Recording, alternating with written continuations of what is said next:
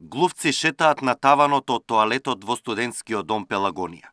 Ова може да се забележи и на видеото испратено од онлайн групата studentaria.mk, која алармира за проблемите на студентите.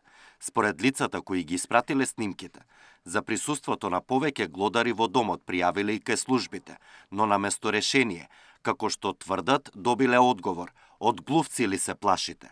А по повторно поднесените жалби им бил даден отров сами да го постават во просториите каде се движат глувците.